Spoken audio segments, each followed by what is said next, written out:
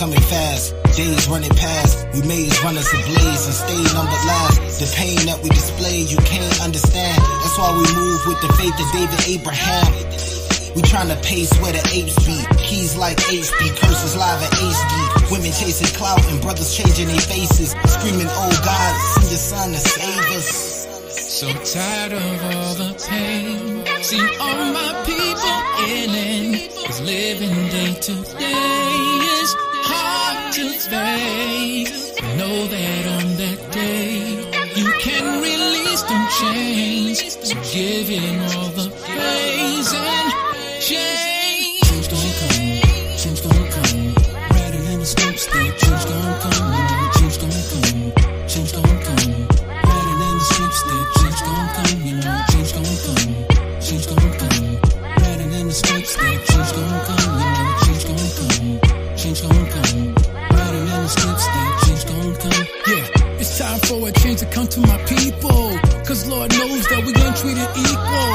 400 years of the same old ish. Rape, rob, kill and spoil, getting off the shit. Now check it, can barely wait for that day to come. Getting ready for that war, time to beat the drum. And to the ones trying to hold me back with bent up faces, just call me Master Eddie, trading places. Change gon' come, and it's coming fast. I know change gon' come, 'cause this world won't last. I know it's so much hurt, and it's so much pain. But when them cherries come, just know the world gon' change. Why my people cry? 'Cause they tired of lies. That's why we face the east. Pray to your Howard Shine.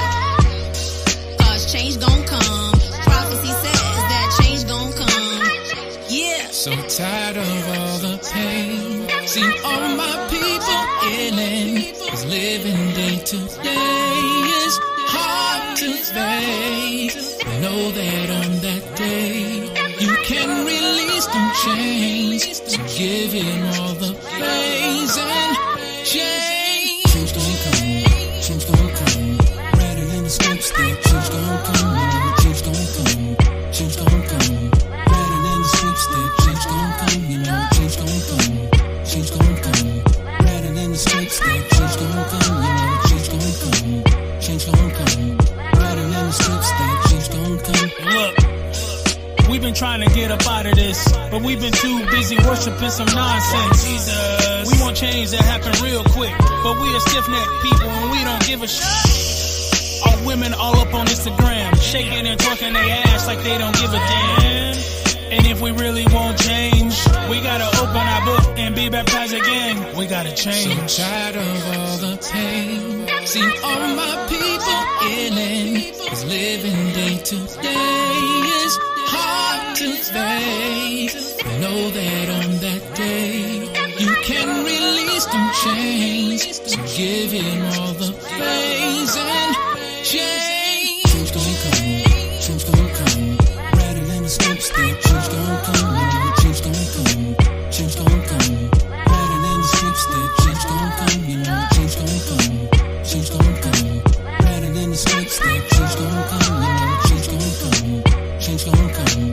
Rather than the sweep state, change gon' come, change gon' come, change gon' come. Rather than the sweep state, change gon' come, you know, change gon' come, change gon' come. Rather than the sweep state, change gon' come, you know, change gon' come, change gon' come. Rather than the sweep state, change gon' come, you know, change gon' come, change gon' come. Rather than the sweep state, change gon' come. Change gon' come, change gon' come. Rather than the sweep state, change gon' come, you know, change gon' come, change gon' come.